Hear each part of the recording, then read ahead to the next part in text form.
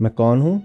मैं बिजली के तार से लटकती अकेली बूंद हूँ, जो एक तरफ तो कुलबुला रही है कि कोई साथी मिल जाए, बहुत अकेलापन है जिंदगी में, और दूसरी तरफ घबरा रही है कि कहीं तार ना छूट जाए, नीचे धूल है, तार से गिरूंगी, धूल में पड़ूंगी, कुछ बचेगा नहीं। एक और तो उसकी कामनाएं उबाल खा रही हैं कि बूंद को कोई बूंदा मिल जाए, और दूसरी ओर ये डर भी बहुत है कि हाय हाय न जाने कब प्राण छूट जाए, और तार ही से तो लटकी हुई है।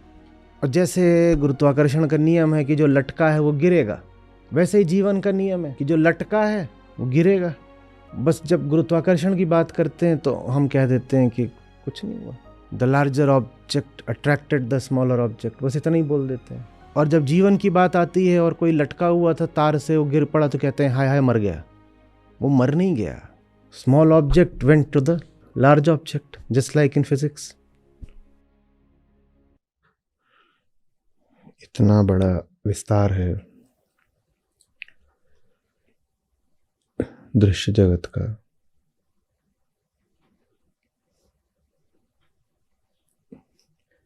एक बार कल्पना करिए और देखिए,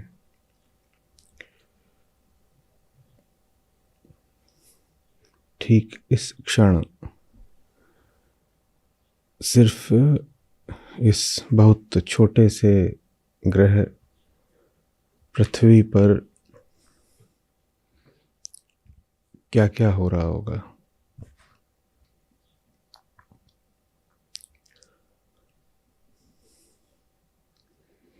जैसे कि आपके सामने हजारों आदमकद स्क्रीन्स हों, और हर स्क्रीन पर भी 10-10 हिस्से कर दिए गए हों,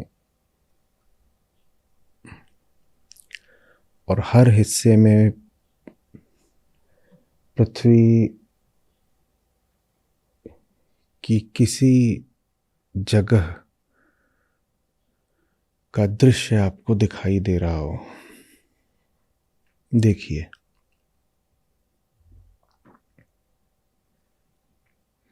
कुछ स्क्रीन्स में मनुष्य होंगे, कुछ में मनुष्य नहीं होंगे, कहीं दिन होगा, कहीं रात होगी, कहीं समुंदर होगा, कहीं रेत होगी, कहीं किसी का शिकार हो रहा होगा, कहीं किसी का जन्म हो रहा होगा, कोई सो रहा होगा, कोई जग रहा होगा।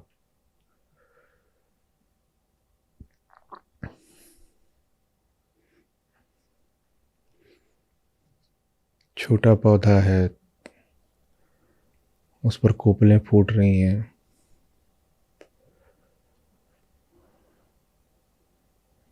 बड़ा वृक्ष है, उस पर पक्षियों का घोंसला है। सब कुछ एक साथ।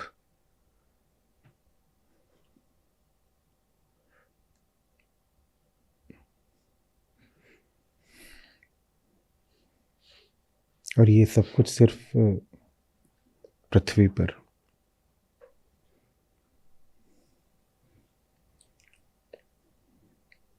कहीं है कुछ जो बहुत गर्म है,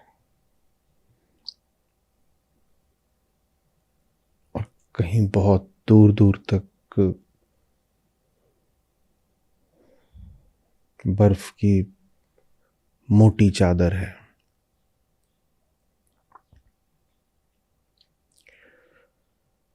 और ये सब कुछ इसी पल हो रहा है। ये जो हजारों विविध दृश्य हैं, ये सब इसी पल के हैं। इनको हम लाखों भी कह सकते हैं, इन्हें हम करोड़ों भी कह सकते हैं।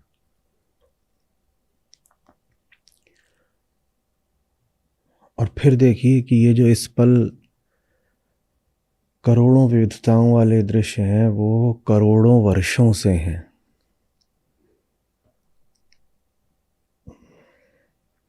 और और ये सब कुछ होता ही जा रहा है, होता ही जा रहा है।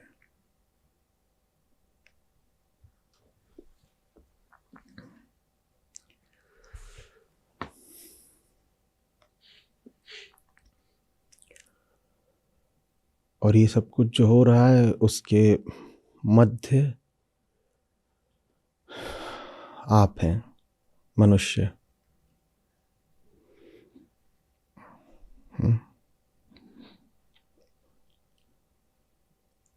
किस अर्थ में आप इस पूरी सतत प्रक्रिया से अलग हो गए? किस अर्थ में हम ये कह दें कि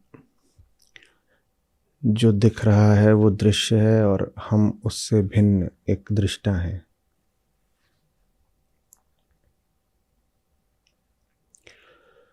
जो उन हजारों और बढ़ाइए करोड़ों स्क्रीन्स पर करोड़ों सालों से हो रहा है, ठीक वही हमारे साथ भी हो रहा है। अगर वो स्क्रीन्स अनगिनत हैं तो उन पर मनुष्य भी होंगे अनगिनत। क्या है हमारे जीवन में ऐसा जो उन अनगिनत मनुष्यों के जीवन में नहीं है? किस अर्थ में हम ये दावा कर दें कि हम जो देख रहे हैं उससे भिन्न है थोड़ा भी?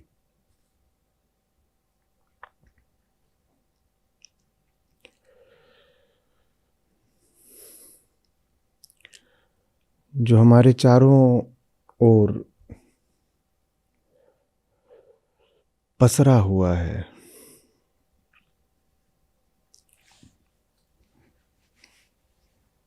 विस्तृत, अनंत, अपार,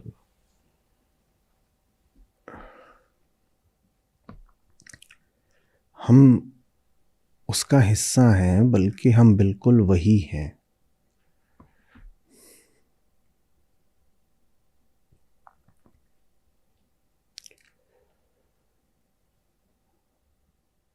और जो पसरा हुआ है, अगर वो इतना साधारण है, इतना महत्वहीन है कि हम उसे सामान्यतया याद रखने की भी जरूरत नहीं समझते, तो हम स्वयं को क्यों याद रखते हैं?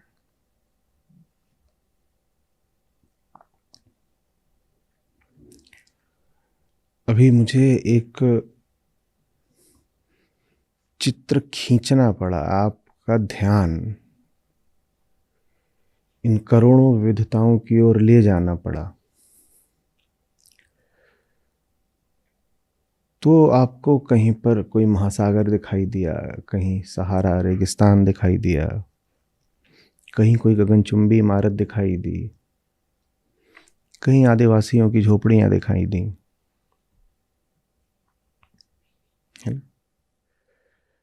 प्रयत्न करना पड़ा। आपने उड़ती हुई रेत भी देखी, आपने जमती हुई बर्फ देखी, आपने छोटी छोटी चींटियों की कतार देखी, आपने विशाल समुद्री जीव देखे।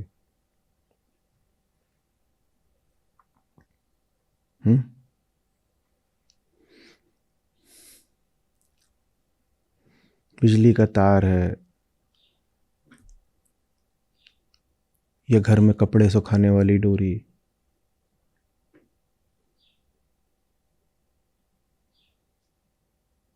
उससे एक बूंद लटक रही है। आपने उस बूंद का अकेलापन देखा।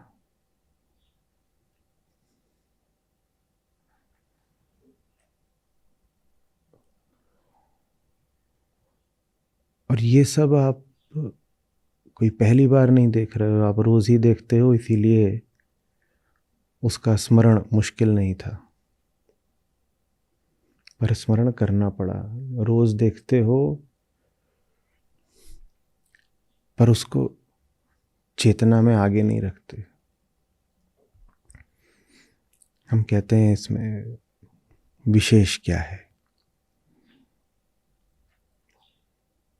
हम कहते हैं विशेष दृश्य में नहीं है, विशेष तो कुछ मुझ में है।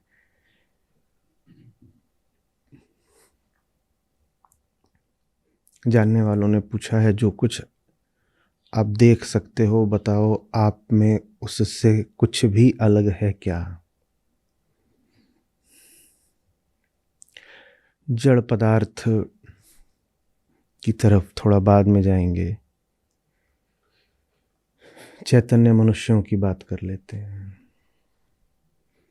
हम कहते हैं कि हम हैं, और होने का अर्थ होता है विशिष्ट होना। रेत के एक कण को आप कोई नाम नहीं देते,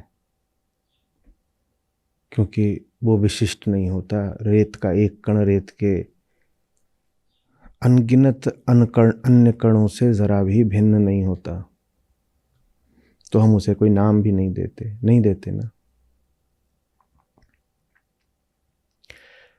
हमारे जीवन में क्या भिन्न है अन्य मनुष्यों के जीवन से? हमारा कोई नाम क्यों हो?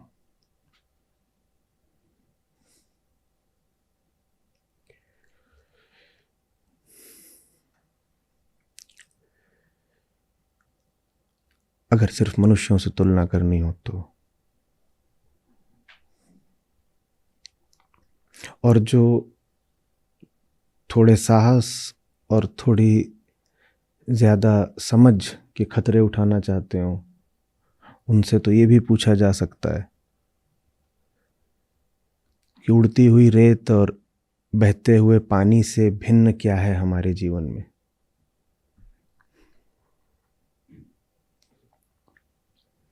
पर कुछ लोगों को वो सवाल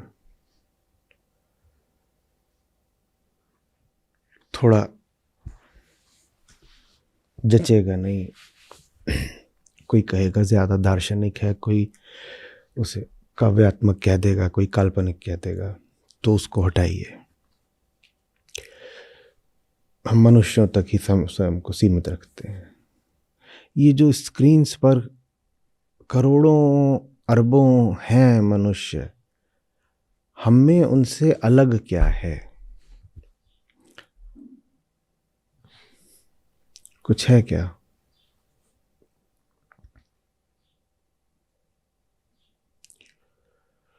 और अगर नहीं है तो मैं फिर पूछ रहा हूं,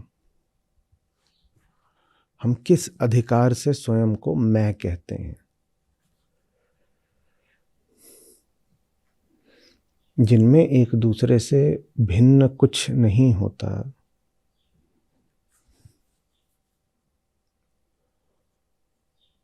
वो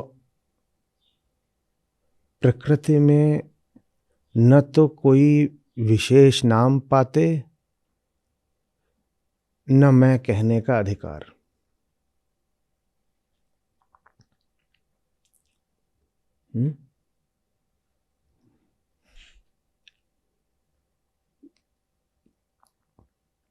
हम में क्या विशेष है?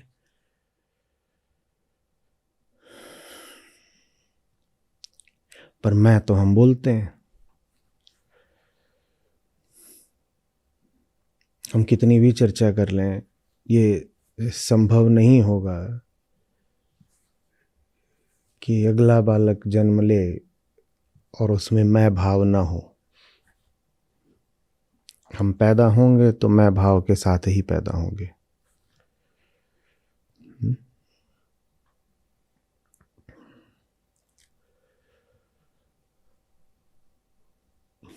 मैं भाव इस कल्पना पर, भ्रांति पर, मिथ पर आधारित है कि हम अलग हैं। देखिए,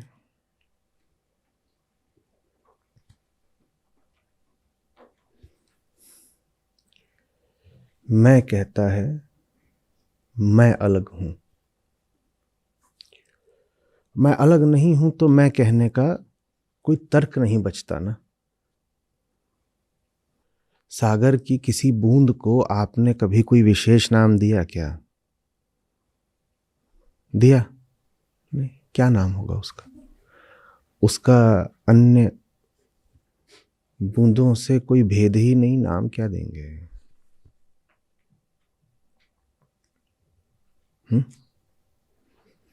हम कह देते हैं एक बूंद, और ड्रॉप ऑफ वाटर पर्याप्त होता है।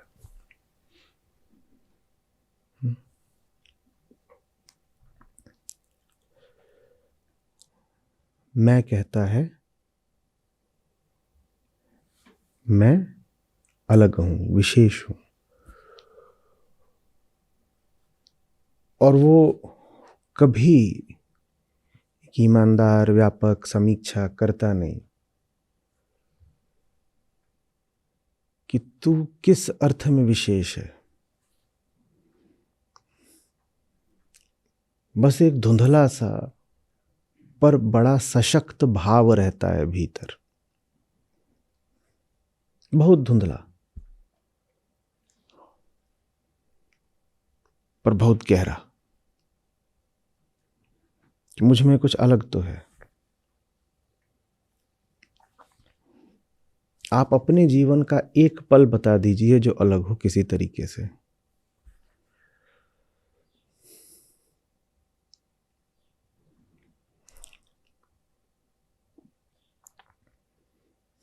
अपने जीवन की कोई छोटी बड़ी बात बता दीजिए जो पहले ही अरबों बार घटित नहीं हो चुकी।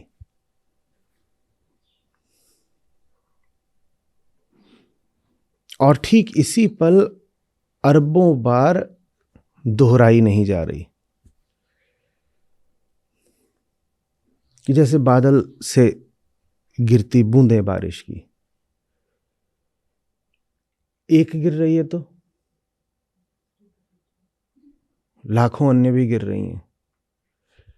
एक जहां से गिर रही है लाखों अन्य भी, एक जहां को गिर रही है लाखों अन्य भी। एक की जो गति है अन्यों की भी लगभग वही गति है। एक का जो आकार है दूसरों का भी लगभग वही आकार है। आदि भी वही, अंत भी वही, मति भी वही, गति भी वही, पर विशिष्टता का भाव गहरा है। जैसे हम हों, जैसे हम हों। मैं कहता है मैं अलग हूं, और समझाने वाले कहते हैं तुम अलग नहीं हो, और नहीं के नीचे रेखा खींचिए।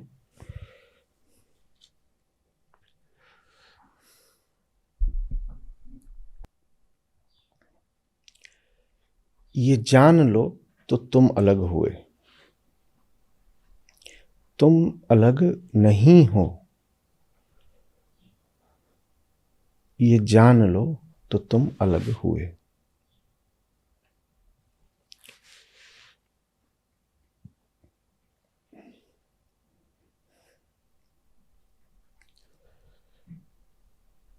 राम निरंजन न्यारा रे, अंजन सकल पसारा रे। मैं कहता है मैं न्यारा हूं,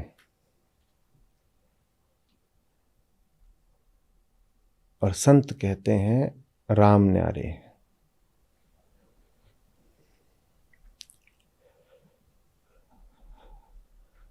राम न्यारे हैं, और तुम तो प्रकृति की भीड़ के कोलाहल का एक मामूली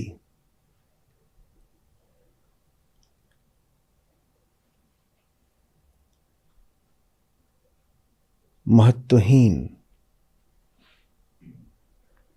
क्षणभंगुर हिस्सा मात्र हो।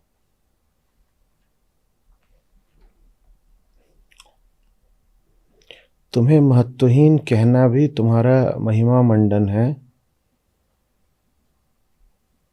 क्योंकि महत्वहीनता भी उसकी होती है जिसका कम से कम अस्तित्व होता है।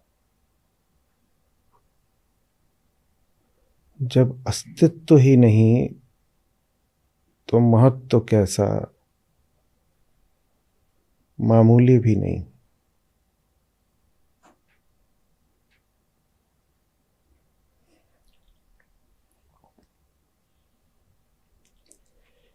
अंजन सकल पसारा रे,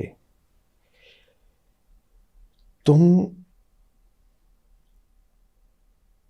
अलग नहीं हो। ये सब कुछ जो तुम्हारे ओर फैला हुआ है, तुम यही हो।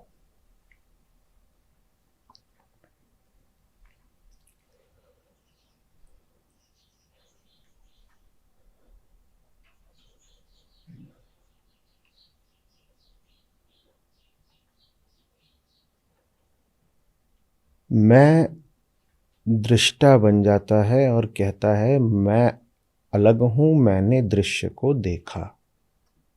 देखिए,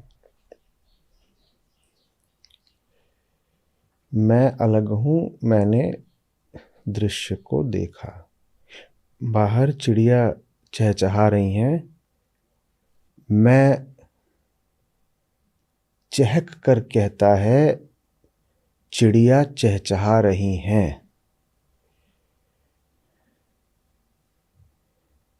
तथ्य ये है कि तुमने देखा कि दो चिड़िया चहचहा रही हैं, दो नहीं तीन चहचहा रही हैं, तीसरी तुम हो। मैं कहता है मैं दृष्टा, मैंने दो को देखा ना। यहां कोई दृष्टा नहीं है, तीन चिड़िया हैं जिनमें से एक अपने आप को दो से भिन्न समझ रही है भ्रांतिवश।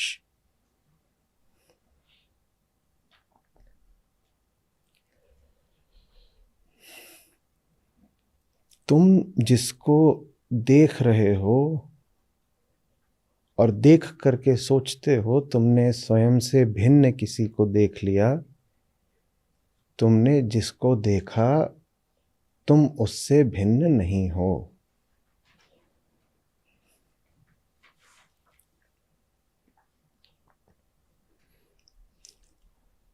मैं कहता है नदी बह रही है, मैं नदी को देख रहा हूं।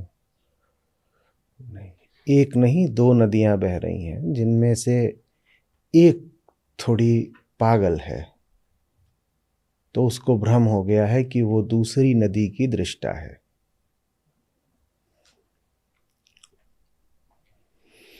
जो नदी पागल नहीं है उसको हम जड़ बोलते हैं, जड़ माने पागल होता है। जो नदी पागल है उसको हम चैतन्य बोलते हैं, और चेतना माने तो बोध होता है। ये भाषा है। आप खड़ी हैं, आपके सामने नदी बह रही है। कितनी नदियां हैं? दो, जिनमें से एक थोड़ी समझदार है, वो चुपचाप बस बहती है, वो बहने का दावा नहीं करती, वो अपने अस्तित्व का कोई गुमान नहीं करती।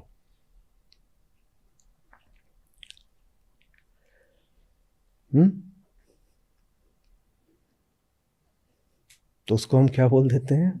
जड़। जड़ अगर है तो कौन सी है? वो जो देख रही है नदी, जड़ तो वो है।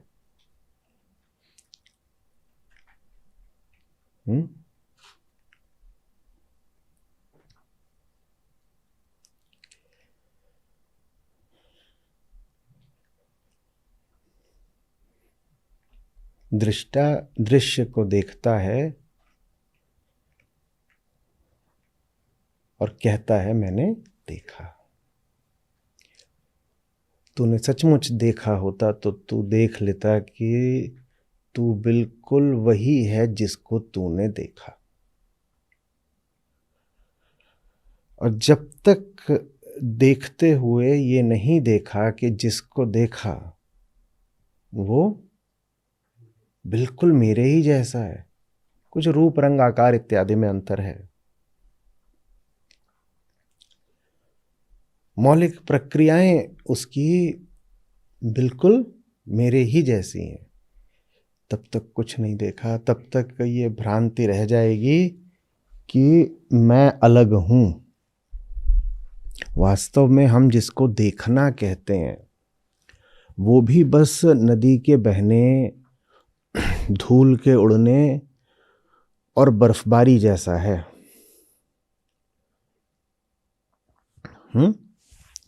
बिल्कुल एक भौतिक रासायनिक काम है वो देखना। हमारी आंखें जो कर रही हैं देखते समय, उसको बहुत आसानी से किसी प्रयोगशाला में दोहराया जा सकता है। उसकी नकल, सिमुलेशन हो सकता है देखने की पूरी प्रक्रिया। ये आज से नहीं, हम 150 साल पहले से प्रयोगशालाओं में कर रहे हैं। तो क्या देखा? आप कहते हो आपने कोई रासायनिक क्रिया देखी, मानिए, या आपने कोई भौतिक क्रिया, फिजिकल फिनोमेना देखा, और जिसको आप देखना कह रहे हो वो अपने आप में भी क्या है? एक केमिकल फिजिकल प्रोसेस है। तो एक फिजिकल प्रोसेस ने दूसरे फिजिकल प्रोसेस को हम कह रहे हैं देखा। क्या देखा? जो आपने देखा उसी को देखना कहते हैं। जो आपने देखा उसी को देखना कह रहे हो। आपने देखी एक भौतिक क्रिया, और देखना भी है अपने आप में एक भौतिक क्रिया।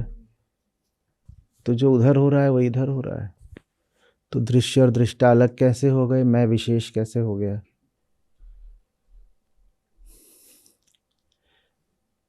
जो इधर है वही उधर है, पर इधर वाला उधर को देख देख के सोचता है वो मुझसे भिन्न है।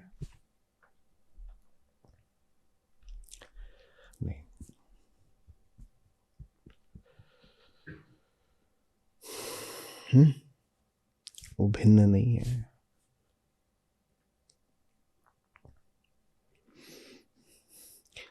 जड़ मानना है तो दोनों को जड़ मानो, और चेतन मानना है तो दोनों को चेतन मानो।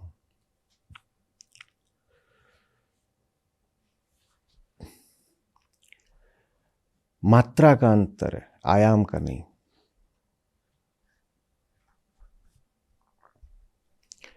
कौन किस सीमा, किस हद तक जड़ है, इसमें अंतर है।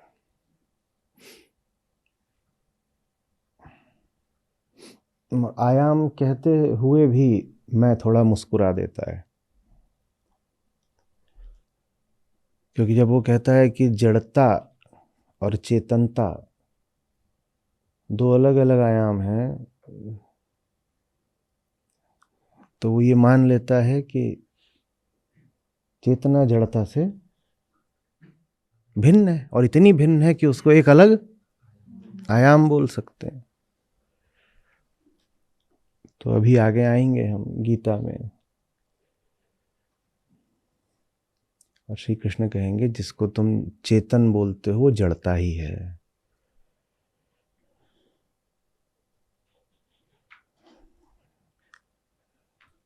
जिसको तुम चेतना कहते हो वो प्रकृति मात्र है।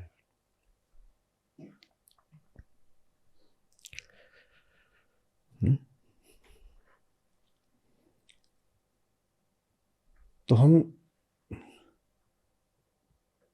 जिसके कम या ज्यादा होने की बात कर रहे हैं वो बस मैं भाव है। जड़ वो जिसमें मैं भाव नहीं। चेतन वो जो है तो जड़ ही, पर मैं का ताज पहनकर बैठ गया है। तो दोनों में कोई मौलिक अंतर नहीं है, अंतर बस दावेदारी का है। हैं तो दोनों एक ही, बिल्कुल एक है। कुछ तो अंतर होगा। मैं हूं, ये मेज है, कुछ तो अंतर होगा। यही अंतर है कि मेज बोलती नहीं कि मैं मेज हूं। एक मेज ये है, एक मेज ये है, वो चुपचाप बैठी रहती है, ये बोलती ज्यादा है। यही अंतर है।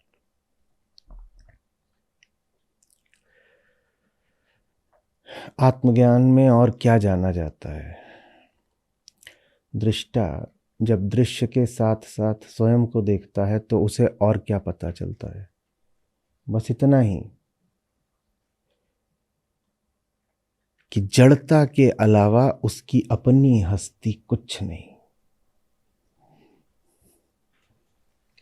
बाहर अगर अणुओं, परमाणुओं, रसायनों का खेल चल रहा है तो भीतर भी उस खेल के अलावा कुछ नहीं।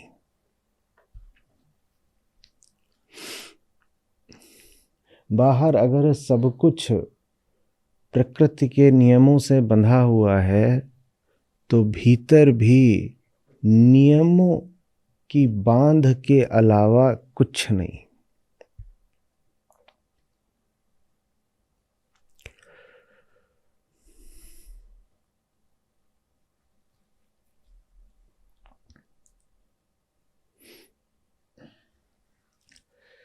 राम को न्यारा नहीं बोल सकते जब तक मैं न्यारा है। न्यारा माने अलग, विशेष।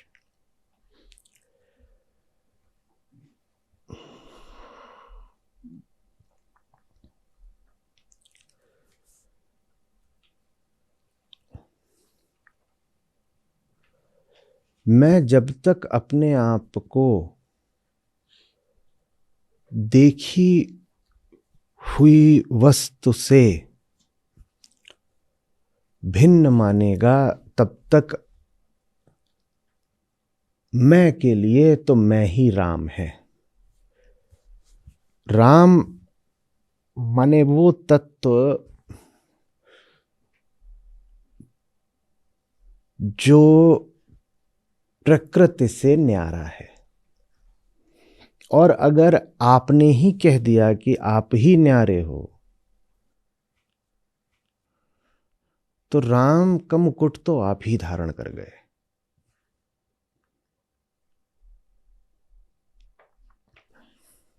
सत्य, आत्मा, ब्रह्म यही निरंजन है। इन्हीं को राम कहा गया है इन शब्दों में। राम निरंजन न्यारा रे, अंजन सकल पसारा रे। पर कैसे कह दें हम राम को न्यारा जब न्यारे तो हम स्वयं ही बने बैठे हैं।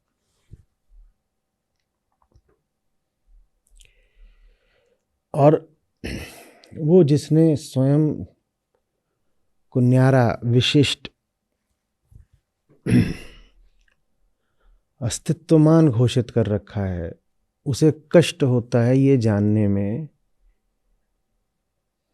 कि उसके दावे झूठे हैं।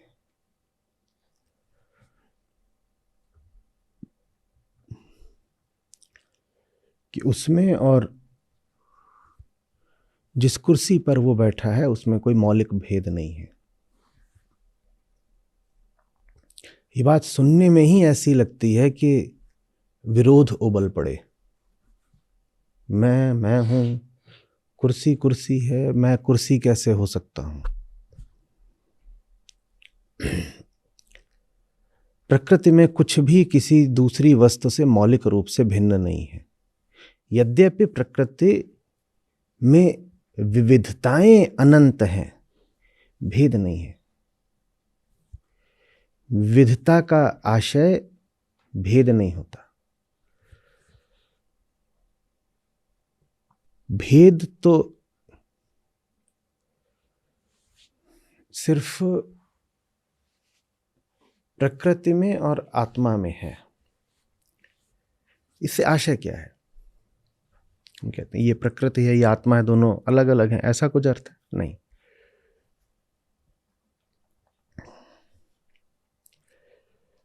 सारे भेद किसके लिए होंगे? अहम के लिए। और हम कह रहे हैं भेद है, प्रकृति में और राम में भेद है। और हम ये भी कह रहे हैं कि सारे भेद होंगे किसके लिए? अहम के लिए, ठीक है। तो ये जो भेद की बात है जिसमें राम आते हैं कि राम न्यारे हैं, ये बात निश्चित रूप से सिर्फ किस पर लागू होती है? अहम पर लागू होती है ना। प्रकृति स्वयं उठकर कभी दावा करने आई है कि वो न्यारी है?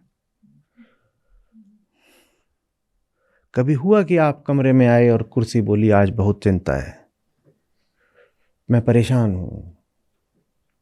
कभी हुआ कुर्सी में? आप उठा के यहां से वहां रख दो, कुर्सी कुछ बोलती है? आप मत बैठो, कोई और बैठ जाए, कुर्सी कुछ बोलती है? तो ये मैं है जिसको न्यारे होने का भाव है। तो निश्चित रूप से राम की बात सिर्फ इसी के लिए है, प्रकृति को नहीं संबोधित किया जा रहा, क्योंकि प्रकृति का तो ऐसा कोई दावा ही नहीं है, उसे क्या समझाओगे? जो दावा ही नहीं करने आया उसके दावे को कैसे झुठलाओगे? मैं का दावा है, मैं न्यारा हूं, मेरा ये, मेरा वो। तो भेद सिर्फ मैं के लिए हो सकता है, और एक ही भेद है, एक ही भेद है, एक ही रामत्व है कि मैं अपने आप को विशिष्ट मानना छोड़ दे।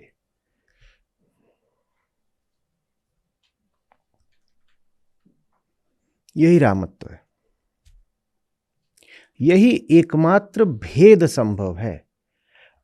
तो आपके जीवन में से इन दो में से एक चीज होगी, अच्छे से समझ लीजिए। या तो आपके जीवन में विविधताएं होंगी या विवेक होगा। मैं भेद को ही विवेक बता रहा हूं यहां पर। या आपको अपने आप से पूछना है, विविधताएं हैं या विवेक है? विविधता का मतलब होता है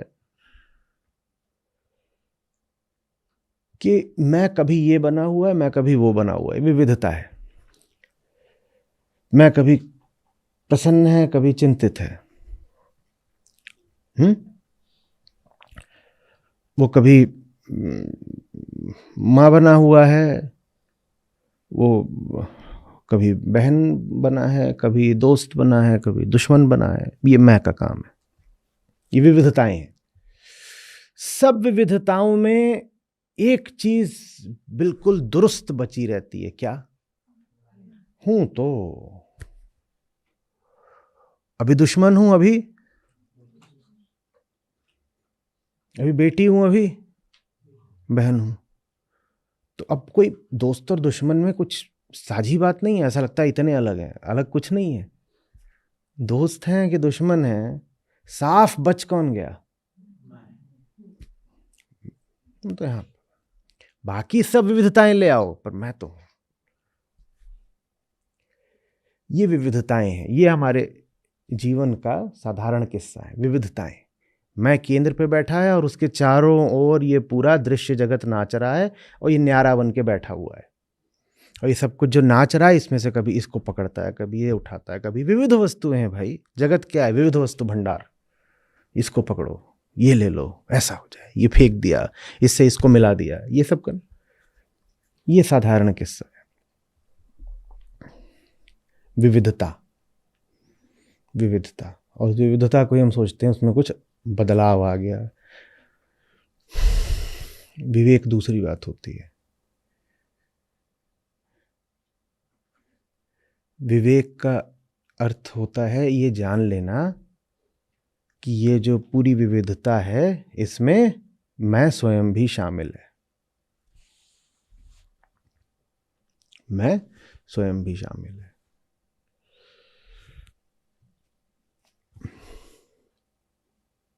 विवेक तब है जब आप अपने आप को पूरे तरीके से प्रकृति के नियमों से संचालित देख लें। आपको दिख ही जाए कि रेत का जर्रा हो, रसायन हो, परमाणु हो,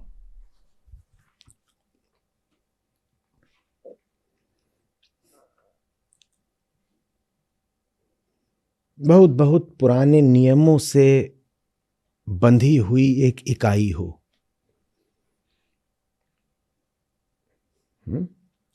ये विवेक है। विविधता का अर्थ होता है मैं स्वयं को नहीं देखेगा, जगत की ओर देखेगा, जहां उसे सब अलग अलग चीजें दिखाई देंगी तो उसे अपने मनोरंजन का बड़ा मसाला मिल जाएगा।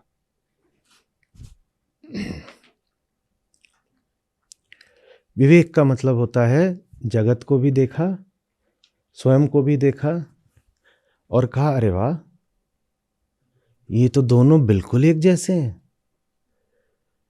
ये दोनों तो बिल्कुल एक जैसे हैं।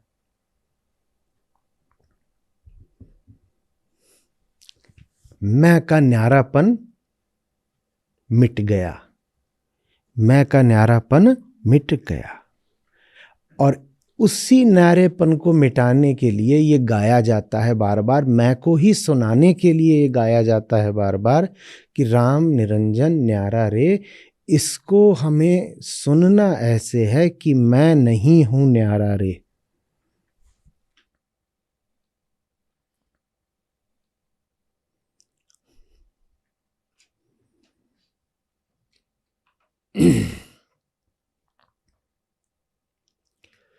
नहीं तो प्रकृति प्रदत्त कुटिलता भी हमें पूरी है। हम उसको ना अच्छा बोल रहे हैं ना बुरा बोल रहे हैं, गुण है बस, वो एक गुण, वो हम ही भर में नहीं पाया जाता, वो प्रकृति में तमाम जगह दिखने को मिलता है। राम निरंजन न्यारा है बोल देंगे और साथ में कह देंगे, ये थोड़ी कहा कि सिर्फ राम न्यारा है, हम भी न्यारे हैं, राम भी न्यारा अब मैं भी न्यारा। या ये कह देंगे कि हाँ हाँ राम न्यारा है और अंदर की बात बतानी तुमको, मैं ही तो राम हूं। तो कुल मिला करके मेरा न्यारापन भी बच गया। जिन्होंने ये बातें कही वो सरल लोग थे। सरल हो जाने पर जो सरल हो गया उसको एक वरदान ये मिलता है कि कुटिलता के लिए उसके द्वार ही बंद हो जाते हैं। उसको तो ये वरदान मिल गया, लेकिन उसका ये वरदान दूसरों के लिए परेशानी का कारण बन सकता है, क्योंकि वो तो सरल हो गया, अब वो बात भी सरल ही बोलेगा। उसके लिए ये अनुमान कर पाना भी थोड़ा मुश्किल हो जाता है कि उसकी सरल बात कुटिल लोग किस किस तरीके से तोड़ मरोड़ सकते हैं। तो वो सीधे साधे सपाट अपने तरीके से अपनी सरल बात रख देता है। और चूंकि उसने कुटिलता कब की त्याग दी, तो उसको ये स्मरण रहना भी बंद हो जाता है कि कुटिलता कोई चीज होती है। हाँ, उसको जगत में सामने कुटिलता दिख गई तो उस हद तक वो तुरंत पहचान लेगा ये कुटिलता है, पर कुटिलता अब उसके लिए महत्व तो नहीं रखती ना व्यक्तिगत रूप से, और जो कुछ अब आपके लिए व्यक्तिगत रूप से महत्व तो नहीं रखता, आप उसको भूलने लग जाते हो। होता है कि नहीं? घर में इतनी चीजें हैं, जो चीज बहुत दिनों तक महत्व की ना हो याद रह जाती है कहाँ रखी है, फिर वो साल 2 साल बाद कहते हो अरे ये यहाँ रखा हुआ था, हमें ही नहीं। तो वैसे ही जो सरल हो जाता है, चूंकि कुटिलता अब उसके काम की नहीं रह गई, तो कुटिलता को भूलने लग जाता है। दिख जाएगी सामने तो पहचान लेगा, वो बोल देगा ये देखो ये तुम कुटिलता कर रहे हो, पर उसके स्मरण में नहीं है, उसके मन में नहीं है। सामने आ गई तो देख लेगा, पर उसके भीतर नहीं है अब। तो जब उसके भीतर नहीं है और वो अपने एकांत में गाता है, तो कुटिलता को बिल्कुल विस्मृत करके गाता है। अपने एकांत में गा रहा है, राम निरंजन न्यारा रे। अब वो जो उसने अपने एकांत में गाया, वो आम लोगों के हाथ आया। ठीक, अक्सर जो कहा जाता है वो कहा भी सिर्फ तब जाता है जब आम लोग आसपास नहीं होते। आम लोगों से अगर घिरा हो ये सरल व्यक्ति, तो इतनी ऊंची बात तो कह भी नहीं पाएगा, बड़ा मुश्किल हो जाता है। ऊंची से ऊंची बात तो उसके अपने एकांत में, उसके अपने कैवल्य में प्रकट होती है। वहां सिर्फ वो था, उसकी सरलता थी। और फिर वो बात चलते चलते कहाँ पहुंची? भीड़ में पहुंची। और जब कही गई थी तब तो ये अनुमान भी नहीं था और ये उद्देश्य भी नहीं था कि वो बात भीड़ में जाएगी। भीड़ में आ गई और भीड़ तो उसको अपने कुटिल कानों से ही सुनेगी। तो उन्होंने कहा राम निरंजन न्यारा रे। और भीड़ बोलेगी हो राम निरंजन न्यारा रे और हम हूं न्यारा रे, क्योंकि यही तो कहा है कि राम न्यारे हैं। ये थोड़ी कहा है कि सिर्फ राम न्यारे हैं। एक से एक वकील बैठे हैं ना, वो कहेंगे इसमें कोई एक्सक्लूसिविटी का क्लॉज तो नहीं है। यही तो आपने कहा है कि इस ट्रेन के डब्बे में आपकी बर्थ है, आपकी आरक्षित एक सीट है। आपने यही तो कहा है। हाँ ठीक है, आपकी है और हमारी भी है। आप न्यारे, हम भी न्यारे। तो कोई थोड़ा उन्हें समझाए कि देखो, न्यारा का मतलब ही होता है जो अनूठा, अकेला। तो दो न्यारे नहीं हो सकते। तो वकील साहब फिर से आ जाएंगे भीतर से, वो कहेंगे हाँ दो नहीं हो सकते, पर ये तो हो सकता है कि जो न्यारा हो उसके दो नाम हो। ये तो हो सकता है ना, एक ही न्यारा है पर उसके दो नाम तो हो सकते हैं। हाँ ये तो हो सकते हैं। बोले अब जैसे अब आप बोल रहे हैं कि राम न्यारे हैं, तो उनको आप राघव न्यारा भी तो बोल सकते हैं। बोले हाँ ये तो चलेगा, क्योंकि राम और राघव एक ही, तो ठीक है। बोले ऐसे ही राम निरंजन न्यारा रे, और मैं ही तो राम हूं, राम का ही दूसरा नाम मैं है। और कोई किताब खोल के दिखा देगा जिसमें राम के समानार्थी लिखे होंगे, पहला होगा झुन्नू लाल। बोले ये देखो, राम के जितने नाम हैं उनमें पहला नाम ही क्या है? मेरा नाम। समझ में आ रही है बात? तो इसलिए हम इस बात को बहुत महत्व नहीं देंगे कि राम न्यारे हैं, हम महत्व इस बात को देंगे कि हम न्यारे नहीं हैं। और जिसने ये साफ साफ देख लिया कि हम न्यारे नहीं हैं, उसको हक मिल गया गाने का कि राम निरंजन न्यारा रे। मैं ही न्यारा तो कौन से राम और कौन से कृष्ण, कौन सी महानता, कहाँ के महापुरुष, कहाँ से आए अवतार? ना कोई महापुरुष ना कोई अवतार, सब हम ही हैं। भूल जाओ संत ज्ञानी अवतार, सबसे बड़ा है अहंकार। वो सबका बाप है अपनी नजर में। वो किसी की भी बात को पचा जाएगा, वो किसी के भी शब्दों को अपने अनुरूप तोड़ मरोड़ लेगा।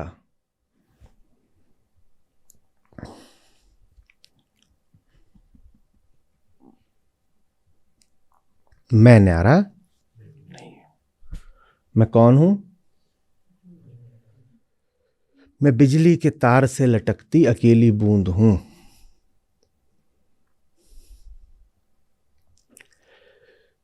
जो एक तरफ तो कुलबुला रही है कि कोई साथी मिल जाए, बहुत अकेलापन है जिंदगी में, और दूसरी तरफ घबरा रही है कि कहीं तार ना छूट जाए, नीचे धूल है, तार से गिरूंगी, धूल में पड़ूंगी, कुछ बचेगा नहीं। एक और तो उसकी कामनाएं उबाल खा रही हैं कि बूंद को कोई बूंदा मिल जाए। होता है, देखा, दो बूंदे मिला दो तो ये बड़ी बूंद बन जाते हैं, बिल्कुल फिजिक्स के नियमों के अनुसार वैसे ही। और दूसरी ओर ये डर भी बहुत है कि हाय हाय न जाने कब प्राण छूट जाए, वो तार ही से तो लटकी हुई है। और जैसे गुरुत्वाकर्षण का नियम है कि जो लटका है वो गिरेगा, वैसे ही जीवन का नियम है कि जो लटका है वो गिरेगा। बस जब गुरुत्वाकर्षण की बात करते हैं तो हम कह देते हैं कि कुछ नहीं हुआ। The larger object attracted the smaller object, बस इतना ही बोल देते हैं। और जब जीवन की बात आती है और कोई लटका हुआ था तार से, वो गिर पड़ा, तो कहते हैं हाय हाय मर गया। वो मर नहीं गया। Small object went to the large object, just like in physics.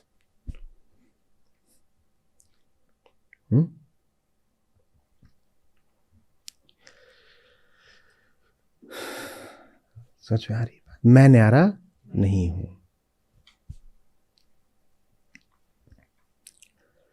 तो ये करना है। कहीं से कोई बूंद लटका के देखना है उसको, लटकानी। चलिए एक प्रयोग करते हैं। अरे कैसे करें, यहां तो सब गर्म है। ठीक है, ये रखा। ठीक, अब मान लीजिए बहुत ठंडा है। अब ठंडा होगा ही नहीं इनके पास, कैसे होगा, मैंने कोई पहले से थोड़ी बताया। ये मान लीजिए बहुत ठंडा है, बहुत ठंडा है। और मान लीजिए कि मौसम में भी बरसात का है, उमस है। तो हम क्या देखेंगे, यहां पे क्या आ जाएगा? हाँ, बधाई हो, घर में बेटी हुई है, उसका नाम है बिंदु। बूंद, बिंदु। वो कहां से आई?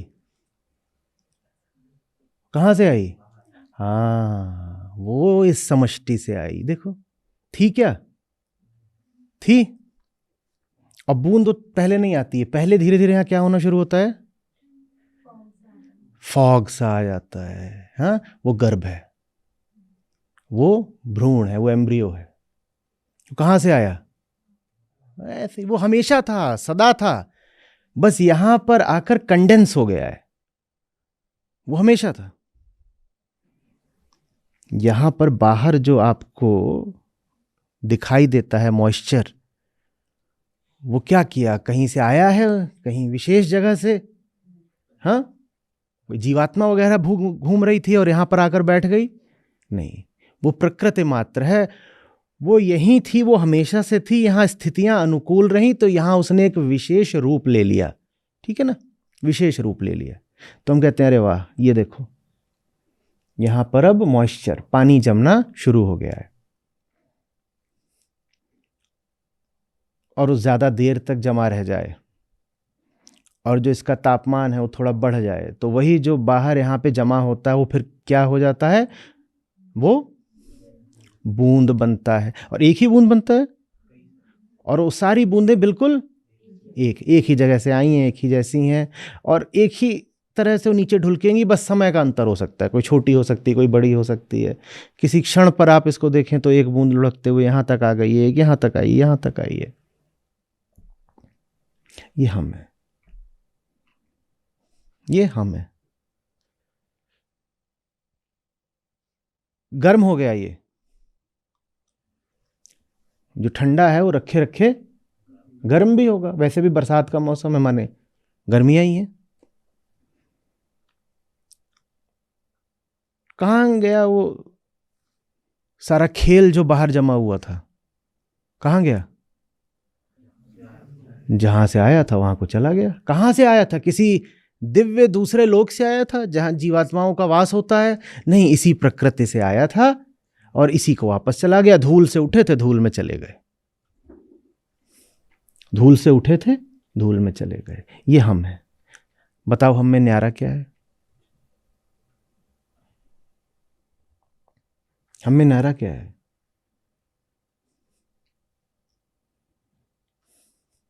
हम में अगर कुछ न्यारा है तो बस ये कि हम भोंदू बहुत हैं।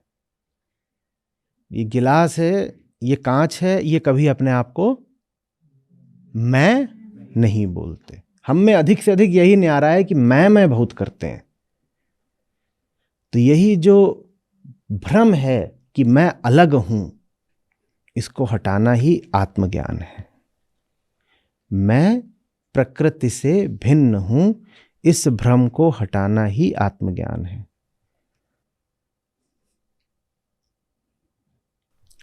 हमारा जन्म नहीं होता, लिखिए, हमारा रूपांतरण होता है। जन्म तो किसी ऐसे का होगा ना जो पहले नहीं था, सिर्फ रूपांतरण हुआ था। जो यहां पर आकर के पानी की नन्ही नन्ही बूंदें चिपक गईं, एकदम नन्ही, उनका जन्म हुआ या वो पहले से ही वातावरण में थीं? बस उनको एक अनुकूल स्थिति मिल गई, उनको एक जगह मिल गई जहां वो जाकर बैठ सकते हैं।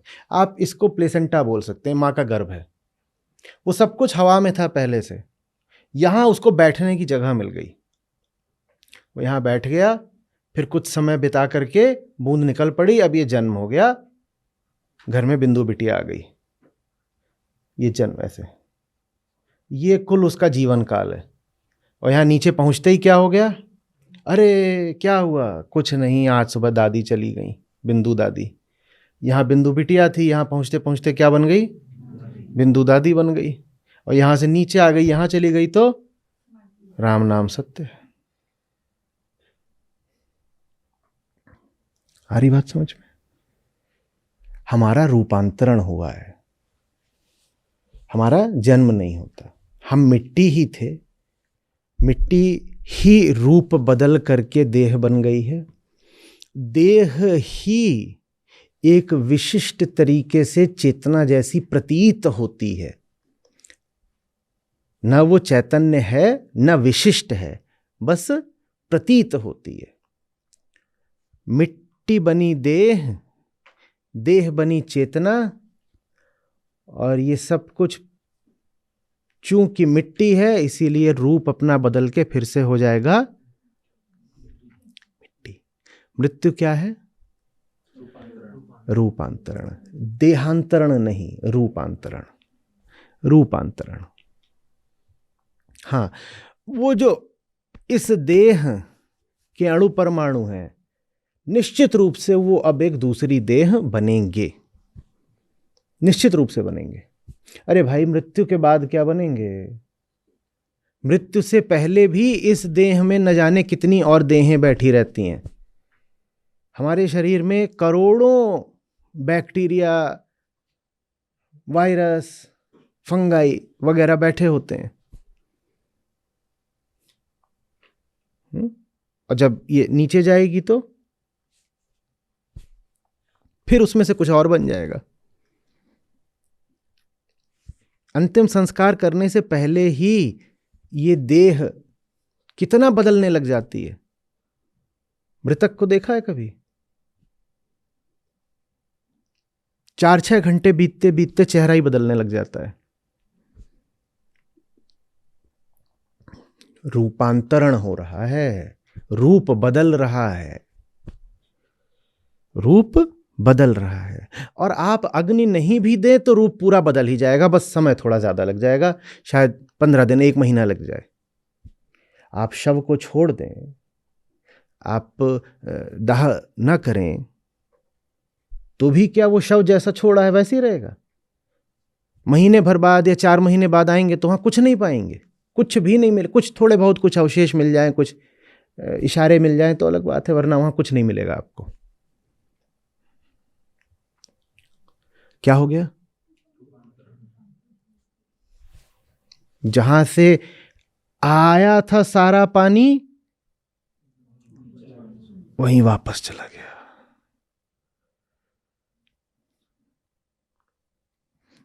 बताओ न्यारा क्या है हम में?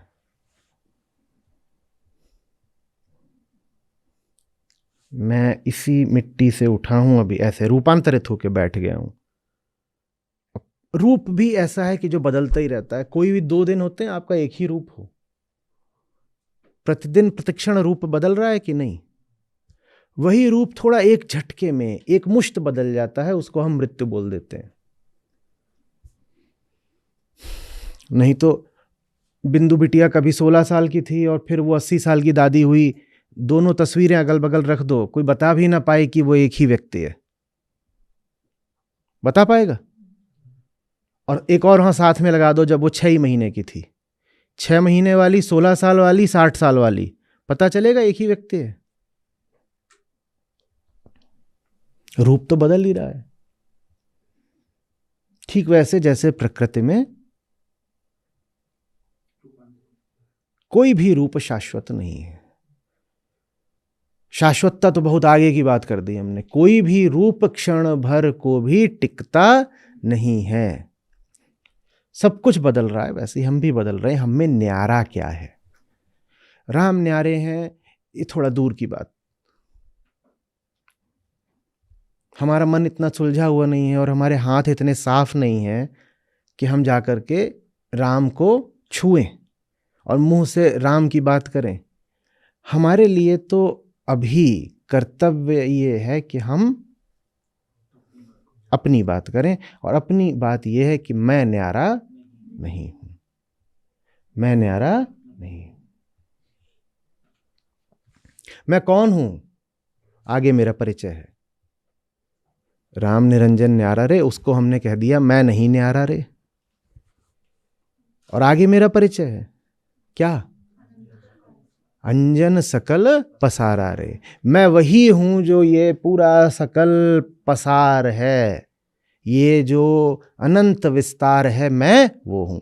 तो पहले हिस्से में मैंने ईमानदारी से शुरुआत करी अपनी झूठी पहचान के नकार से, और अपनी झूठी पहचान को नकारने के बाद फिर मैंने बताया कि मैं सचमुच कौन हूं। पहले तो मैंने स्वयं को बताया कि देखो मैं वो नहीं हूं जो तुम मुझे समझ रहे हो। आप किसी के घर जाएं और वो आपको बोले आओ मोहन आओ, और आप हो सोहन। आप कौन हो? सोहन। और आप किसी के घर गए और जैसा हम भ्रमित रहते हैं हमेशा, वो भी भ्रमित, वो मोहन मोहन कह के आपको पकड़ रहा है। तो आप 2 वाक्य बोलेंगे। पहला क्या बोलेंगे? मैं मोहन। और फिर आगे क्या बोलेंगे? तो वही यहां पर हो रहा है। अहंकार को पहले ये बताया जा रहा है कि मैं कौन नहीं हूं, क्योंकि अहंकार माने बैठा है कि मैं न्यारा हूं। वो माने बैठा था कि मैं मोहन हूं।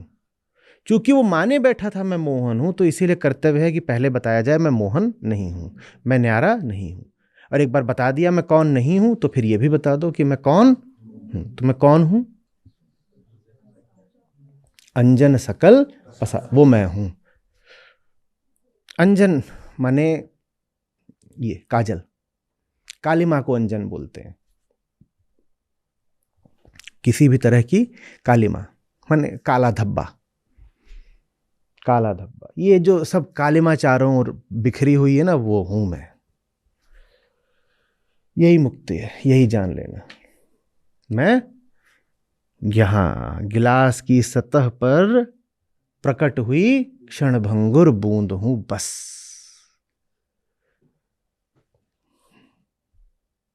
आ रही बात समझ में?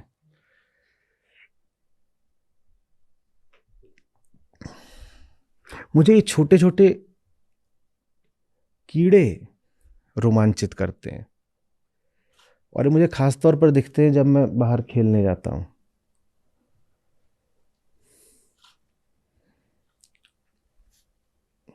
ये 2 ही 3 घंटा जीते हैं बस।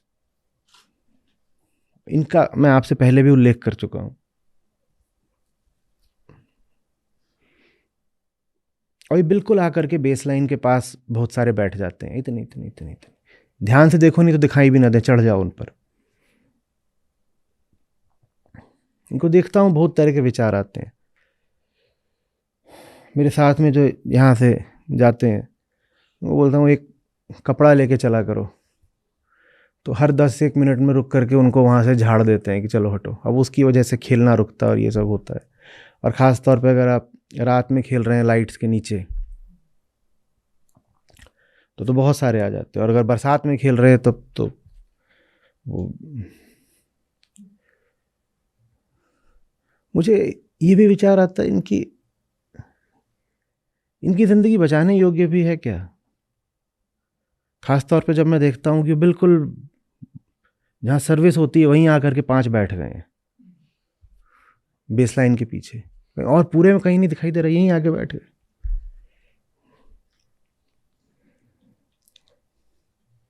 उन्हें मरना ही है, वो है ही नहीं।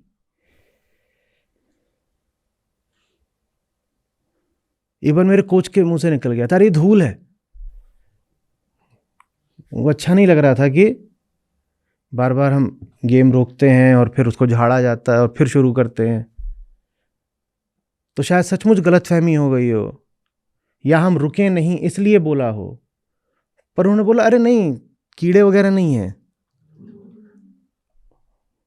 और वो बात मुझे एपिफेनी की तरह लगी, जैसे कोई बड़ा रहस्य उद्घाटित हो गया हो। क्या? कीड़े हैं ही नहीं, वो धूल है।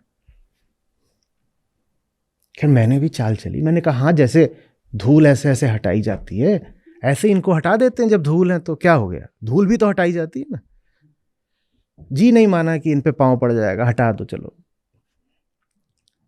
पर कुछ गलत नहीं कहा था कोच ने। क्या कहा? धूल है।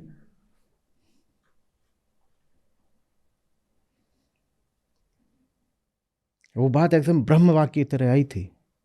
धूल है, कीड़े के लिए नहीं आई थी, मेरे लिए आई थी। बेसलाइन पर सिर्फ कीड़ा ही थोड़ी खड़ा है, ये इतना बड़ा कीड़ा भी तो खड़ा है।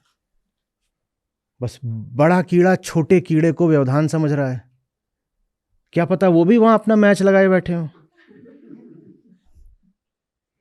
नहीं, कोई भरोसा है नहीं, तो वो भी कहीं बेसलाइन पर ही काहे को आएंगे। उन्होंने भी कहा है कि ये जो सामने देख रहे हो तुम, वो मेरे लिए बेसलाइन है, उनके लिए कोई महासागर वगैरह है। इतने इतने तो है उनके लिए, इतनी चौड़ी बेसलाइन बहुत बड़ी होती है।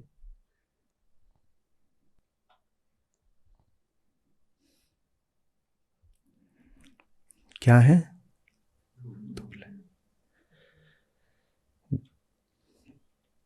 धुन्नू लाल। सब धूल है, प्रकृति की धूल है सब, जो कभी एक रूप ले लेती है, कभी दूसरा रूप ले लेती है। उसमें से एक रूप को हम देह का नाम दे देते हैं। एक हजारों रूपों में से एक रूप है देह। ना कोई कहीं से आया है, ना कोई कहीं को चला जाएगा। इस तरह के वक्तव्य कभी सुनिए, और ख़ास तौर पे अगर बहुत बुद्धिमानी के लहजे में सुनिए तो थोड़ा हंस पड़िएगा कि फलाने सज्जन एक दिन भूमि पर प्रकट हुए थे। प्रकट हुए थे माने कहाँ से प्रकट हुए थे बाबा? भूमि के ही हो। भूमि पर ही तुमने रूप बदल लिया। वो भी तुमने नहीं बदला, जो यहां बूंद प्रकट हुई थी वो बूंद का चुनाव था। स्थितियां ऐसी बनी कि बूंद प्रकट हो गई। जिसको आप अपना जन्म बोलते हो, जन्म तो है नहीं, जो भी है प्राकट्य है, वो आपका चुनाव था। जैसे बूंद ने चुनाव नहीं करा था यहां सतह पर प्रकट होने का, वैसे हम भी चुनाव नहीं करते किसी के घर में प्रकट होने का। तो प्रकट हो गए। तो कोई कहीं से नहीं आया, कोई कहीं से उतरा नहीं है, कोई कहीं से अवतरित नहीं हुआ है, कोई कहीं से यहां पर यात्री बनकर नहीं आया है। सब यहीं की मिट्टी के हो। पर ये मानने में अहंकार को बुरा लगता है कि मिट्टी थोड़े ही हूं मैं तो किसी दूर देश का, किसी परलोक का फरिश्ता हूं, जो पृथ्वी को वरदान देने के लिए यहां आया है। मैं विशेष हूं। कहते नहीं, मेरे घर आई एक नन्ही परी है। परी काहे की परी?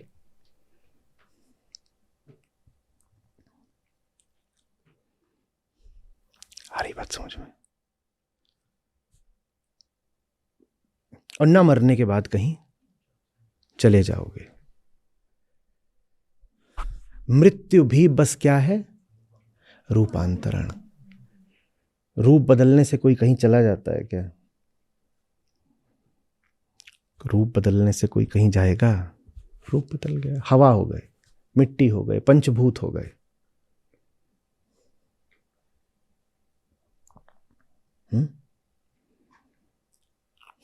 तो बुद्धों से पूछोगे तो कहेंगे दुख का उपाय यही है कि जान लो कि आज भी पंचभूत ही हो, मृत्यु होगी ही नहीं। मृत्यु शरीर की तो होती ही नहीं, क्योंकि शरीर तो अभी भी है, मृत्यु के बाद भी रहता है शरीर। शरीर तो अभी भी है, शरीर तो मृत्यु के बाद भी रहता है। इस अर्थ में तो शरीर अमर है।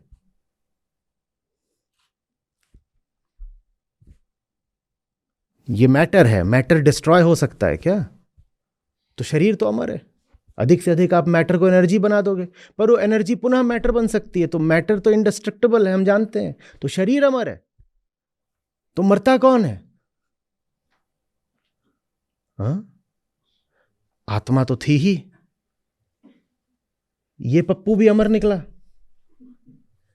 तो ये मर गया का रोना कौन गा लगाए है? अहम। वो ऐसी सी बात है कि हवा में जो उमस थी वो एक विशेष गुण नहीं लिए हुए थी, वो एक खास रूप की नहीं थी। वो जो एक विशेष रूप था वो नहीं रहा।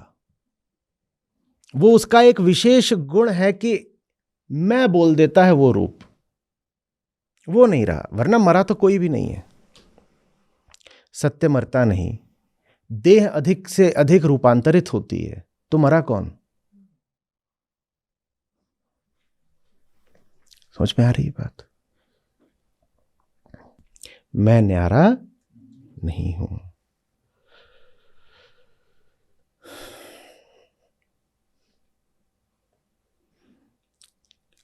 अपना साक्षी होना ऐसा ही है, थोड़ा सा दिल थाम के सुनिएगा, जैसे अपनी लाश को देखना। आप मैं भाव रख करके अपने साक्षी नहीं हो सकते। साक्षी होने का अर्थ ही है स्वयं को ऐसे देखना जैसे एक लाश को देखा जाता है। लाश किस अर्थ में? इस अर्थ में नहीं कि पड़ी हुई है, इस अर्थ में कि जड़ है, प्राकृतिक मात्र है। अपने आप को पूरे तरीके से एक प्राकृतिक फिनोमिना की देखना ही साक्षित्व है। मैं एक एपरेटस हूं, मैं एक मशीन हूं, मैं एक प्रक्रिया हूं, अपने आप को ऐसे देख लेना, यह साक्षित्व है। मैं हूं ही नहीं, I am a set of chemical reactions, I am a sequence of chemical reactions, ये साक्षित्व है। अंजन सकल पसारा रे, ये जो चारों तरफ हो रहा है ठीक वही मुझ में भी हो रहा है, वही मैं हूं। प्रणाम आचार्य जी।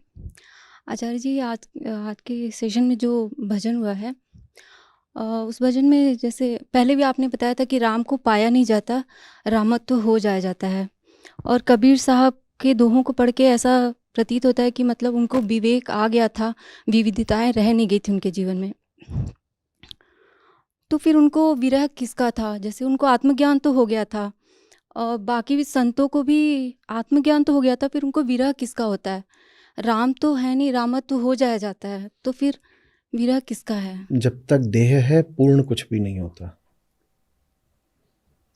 पहली बात ये। दूसरी बात, कोई भी संत समय के एक ही बिंदु पर अपनी सारी अभिव्यक्तियां या कृतियां थोड़े ही प्रकट करता है। वहां भी तो पूरी एक यात्रा होती है ना। कुछ बात होगी जो उन्होंने 25 की उम्र में कही होगी, कुछ बात होगी जो 65 की उम्र में कही होगी। तो जब वो कह रहे हैं उदाहरण के लिए कि कबीर कुत्ता राम का, तो वो एक बात है। और जब वो कह रहे हैं कि पाछे पाछे हरि फिरे, ये ऊपर ऊंची बात तो होगी, थोड़ी उससे आगे की बात हो गई।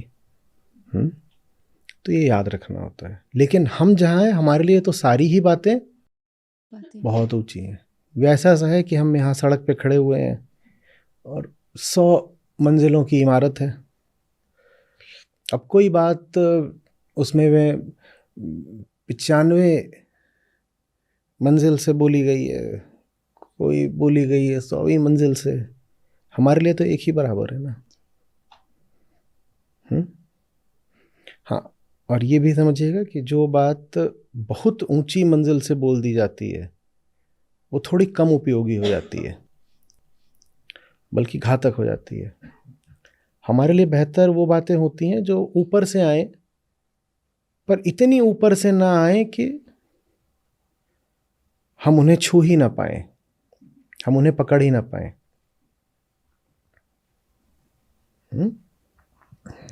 आचार्य जी, क्या उन्होंने कोई ऐसे काल्पनिक छवि बनाई थी क्या? से मीरा को कृष्ण के लिए जैसे जो विरह था वो उनको पति के रूप में देखती थी, मतलब वो ऐसा एक छवि बनाई थी कि कोई मेरा ऐसा पति हो, फिर उनको इतना तकलीफ किस बात की थी? या वो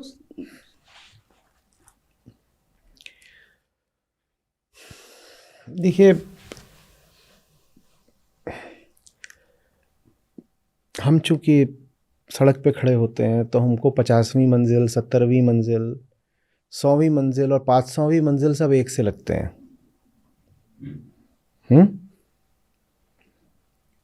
तो लोग ऐसे बोल देते हैं, कबीर और रहीम के दोहे,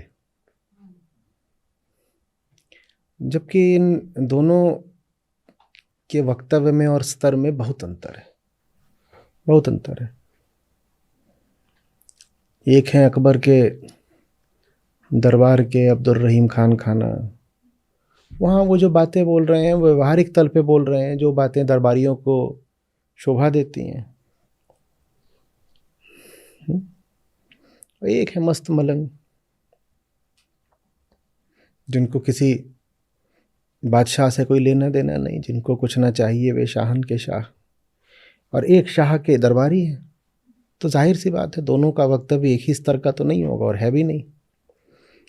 पर चूंकि हम बहुत करीब जाकर नहीं देखते तो हमारे लिए सब ऊंचाइयां एक बराबर हो जाती हैं। वो ऐसी सी बात है कि कोई छोटा सा 8 सीटर प्लेन उड़ रहा हो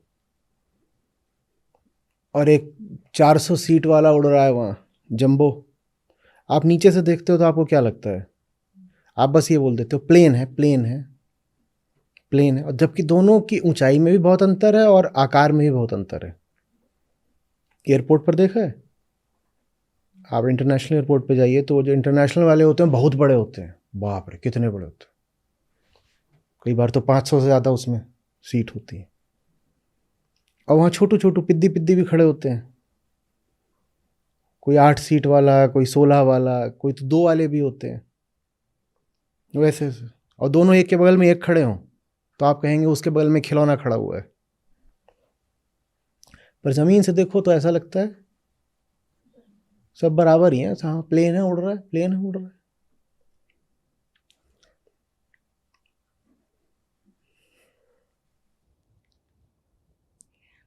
जैसे घर में ऐसा माहौल रहा कि राम के बारे में जैसे बातें बताई गई उनकी छवि को, तो उससे मतलब अभी तो समझ में आता है कि भावनाएं जुड़ गई हैं। तो जब अभी कभी गहराई से नाम लो तो आंख में आंसू आ जाते हैं, तो अभी समझ में आता है ये झूठी भावनाओं की वजह से होता है। और देखो 4 राम की बात होती है ना, हाँ, तो आम आदमी तो पहले राम को ही पूज रहा है, वो आगे नहीं निकल रहा, उसका स्वार्थ उसे आगे नहीं जाने दे रहा। वास्तव में राम तो एक ही है, चौथे। जी, बाकी 3 तो अहंकार का निर्माण है। राम 4 तो हो नहीं सकते, सत्य 4 होते हैं क्या? एक ही होता है। तो राम तो वही है चौथे, राम ब्रह्म परमार्थ रूपा, वो तो चौथे ही है। लेकिन अहंकार बाकी 3 बनाता है ताकि उसको सुविधा रहे। अब जो सबसे निचले तल पर है अहंकार, उसके लिए फिर वही प्लेन वाला उदाहरण है। दूसरे राम भी उसके लिए ऊंची बात है और चौथे राम भी ऊंची बात। हाँ, तो जिनको हम संत आदि कहते हैं उनमें से कुछ ने बस दूसरे राम के गीत गाए हैं, कुछ ने तीसरे के, कुछ ने चौथे के।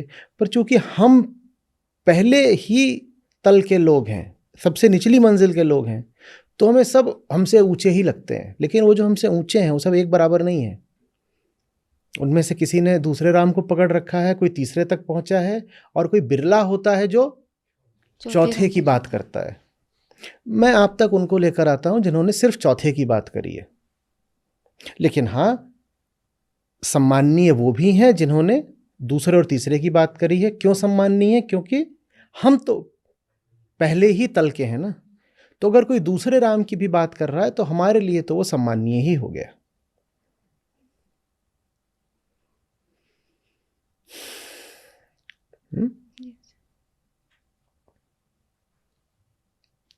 धन्यवाद आचार्य। राम निरंजन न्यारा रे, राम निरंजन न्यारा रे, अंजन सकल पसारा रे, अंजन सकल पसारा रे। राम निरंजन न्यारा रे, राम निरंजन न्यारा रे, अंजन सकल पसारा रे, अंजन सकल पसारा रे।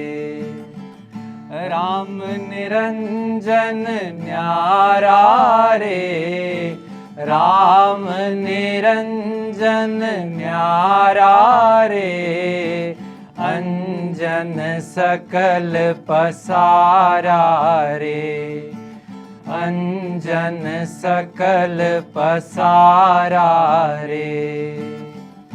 अंजन उत्पत्ति ओंकार, अंजन उत्पत्ति ओंकार, अंजन मांगे सब विस्तार, अंजन मांगे सब विस्तार। अंजन ब्रह्मा शंकर इंद्र, अंजन ब्रह्मा शंकर इंद्र, अंजन गोपी संग गोविंद, अंजन गोपी संग गोविंद। राम निरंजन न्यारा रे, राम निरंजन न्यारा रे, अंजन सकल पसारा रे, अंजन सकल पसारा रे। अंजन वाणी अंजन वेद, अंजन वाणी अंजन वेद, अंजन किया नाना भेद, अंजन किया नाना भेद। अंजन विद्या पाठ पुराण, अंजन विद्या पाठ पुराण, अंजन वो घट घट ही ज्ञान, अंजन वो घट घट ही ज्ञान। राम निरंजन न्यारा रे, राम निरंजन न्यारा रे, अंजन सकल पसारा रे, अंजन सकल पसारा रे। अंजन पाती अंजन देव, अंजन पाती अंजन देव, अंजन ही करे अंजन सेव, अंजन ही करे अंजन सेव। अंजन नाचे अंजन गावे, अंजन नाचे अंजन गावे, अंजन भेष अनंत दिखावे, अंजन भेष अनंत दिखावे। राम निरंजन न्यारा रे, राम निरंजन न्यारा रे, अंजन सकल पसारा रे, अंजन सकल पसारा रे। अंजन कहो कहाँ लग केता, अंजन कहो कहाँ लग केता, दान पुनि तप तीरथ जेता, दान पुनि तप तीरथ जेता। कहे कबीर कोई बिरला जागे, कहे कबीर कोई बिरला जागे, अंजन छाड़ी निरंजन लागे, अंजन छाड़ी निरंजन लागे। राम निरंजन न्यारा रे, राम निरंजन न्यारा रे, अंजन सकल पसारा रे, अंजन सकल पसारा रे।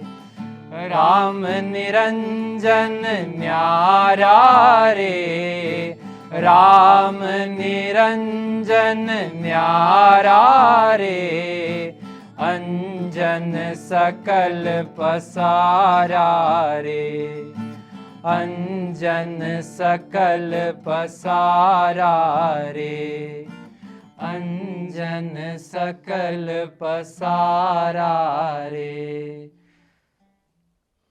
मैं आचार्य जी से 2 साल से जुड़ी हूँ और विगन बने भी मेरे को 2 ही साल हो गए हैं। मतलब आचार्य जी से जुड़ने से पहले प्रेम तो था जानवरों के लिए, लेकिन करुणा नहीं थी, तो वो आचार्य जी से सीखी मैंने। और आज के सत्र में मैंने सीखा कि हम समस्याओं को, मतलब समस्या जब आती है तो हमारा मन भागता है समाधान की ओर, लेकिन हम समस्या के बारे में ना सोच के समाधान पे ज्यादा ध्यान देते हैं। लेकिन अगर समस्या को समझ ले पहले, तो अगर उसको जान ले पहले, तो उसका सॉल्यूशन निकल जाता है।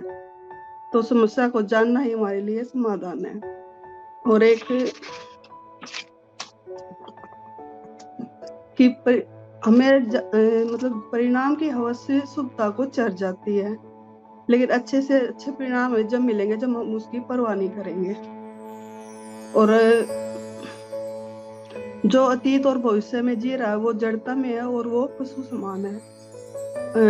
बस यही सीखा मैंने आज तो।